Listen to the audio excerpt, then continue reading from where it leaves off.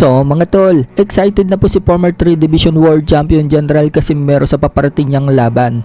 2 linggo na lang po kasi mahigit, bakbakan na nila ni Luis Nery. Tanong pa nga po ni Casimero sa mga fans, papaldo daw ba o papalpak? Dagdag pa ni Casimero, bakbakan daw talaga ang magiging laban nila ni Luis Nery. Wala daw uuwi hanggat walang mahuling isda. So ganyan po kakumpiyansa si Casimero na tatalunin niya si Luis Nery. Binida naman si Casimero ng promotion na kinabibilangan niya, ang Psycho Lash. Shinare po nila ang video ni Casimero kung saan bato-bato na ang katawan niya at sinabi sa caption, already rock hard na daw si Casimero. So mukhang excited na din po ang Psycho Lash sa laban ni Casimero, habang si Nery hanggang ngayon hindi pa rin nagpaparamdam. Wala man lang kasi itong update mga tol sa kanyang social media account, pero kahit napasikreto yung training ni Nery, walang problema sa team Casimero. Ika nga po ni Coach Jason, matagal na daw nilang pinagandaan itong si Luis Nery. Maging sila, bibihira din daw maglabas ng training at tinatago din nila yung mga ilang hard training.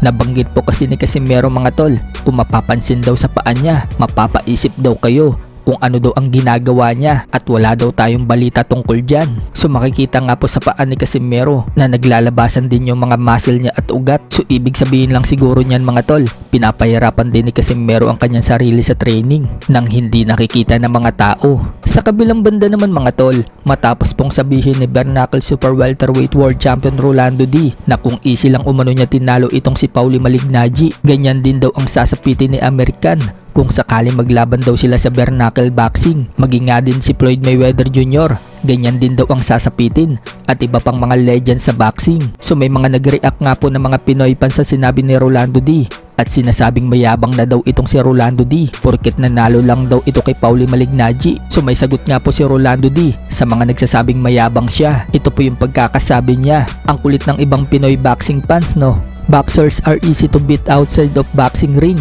Maliban lang if kaya nila mag-adjust ng game nila. Like Strout, but most of them can't. Mayabang na ba yun? Need ba lagi tayo magkunwari sa self-inferior at walang tiwala sa sarili? Anyway, nasa Pinas pala ako. Grabe yung jet lag. Haha. Kakadilat ko lang. So yan po ang pagkakasabi ni Rolando D mga tol. Hindi naman daw yung pagyayabang. Kumbaga mga tol, tiwala lang siya sa sarili niya. Sa iba pang balita mga tol, Adrian Broner, sinabing gusto pa umano niya maging 5 Division World Champion bago tuluyang magretiro sa boxing. Sinabi ni Broner mga tol na nagsasaya lang daw siya ngayon, pero gusto umano niya maging kampiyon ulit sa pang 5 division bago tuluyang magretiro sa boxing. Kaso mga tol, ang laki na po ng tiyan ni Broner at mahilig itong uminom. Pero siguro kung magiging disiplinado itong si Broner, pwede pa naman siyang lumaban. May edad pa lang po itong 36. Huling lumaban po si Broner mga tol noong 2024 pa. 2 taon na ang nagdaan kung saan natalo po siya dito kay Blair Cobbs via unanimous decision at na-knockdown pa si Broner sa round 2.